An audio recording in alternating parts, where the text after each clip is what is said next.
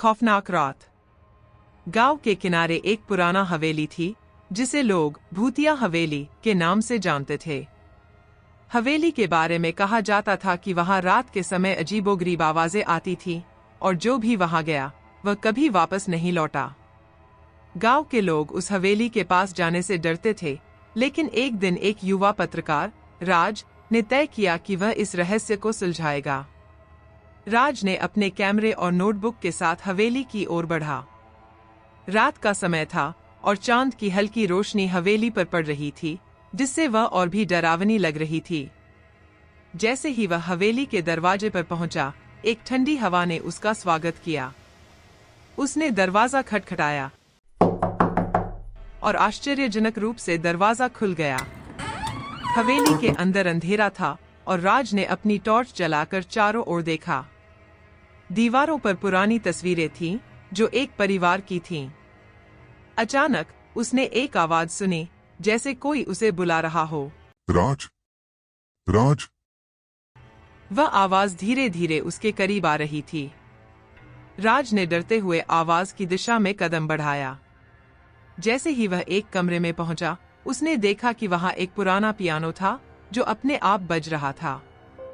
राज ने पियानो की ओर बढ़ते हुए उसे बंद करने की कोशिश की, लेकिन जैसे ही उसने चाबी को छुआ, पियानो अचानक बंद हो गया और कमरे में एक सन्नाटा छा गया। तभी उसे एक साया दिखाई दिया जो कोने में खड़ा था। वह साया धीरे धीरे उसकी ओर बढ़ा। राज ने डरकर पीछे हटने की कोशिश की, लेकिन दरवाजा अपने आप बंद हो गया। वह साया अब उसके सामने था और उसने एक डरावनी मुस्कान के साथ कहा, तुम यहाँ क्यों आए हो? राज ने हिम्मत जुटाते हुए कहा, मैं इस हवेली के रहस्य को जानना चाहता हूँ। साया बोला, यहाँ जो भी आता है वह कभी नहीं लौटता। तुम्हें यहाँ से जाना चाहिए। लेकिन राज ने उसकी चेतावनी को नजरअंदाज किया। उसने साया से पूछा, तुम कौन हो? साया ने कहा, मैं इस हवेली का मालिक था। मेरे परिवार के साथ यहाँ एक रात ऐसा कुछ हुआ कि हम सब खो गए। राज ने साया की आंखों में एक दर्द देखा। उसने पूछा, क्या तुम मुझे बता सकते हो कि वह रात क्या हुआ? साया ने कहा, हमारे ऊपर एक श्राप था। उस रात हम सब ने एक जादुई किताब पढ़ी जिसने हमें इस हवेली में फंसा दिया। अब हम यहाँ भटक रहे हैं। राज ने फैसला किया कि उसे उस जादुई किताब को ढूंढना होगा। उसने साया से पूछा, क्या तुम मुझे किताब का पता बता सकते हो? साया ने एक पुरानी अलमारी की ओर इशारा किया। राज ने अलमारी खोली और वहां एक पुरानी किताब पाई।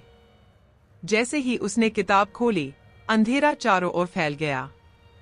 किताब में लिखा था कि उसे एक विशेष मंत्र पढ़ना होगा ताकि वह और साया दोनों इस हवेली से मुक्त हो सकें।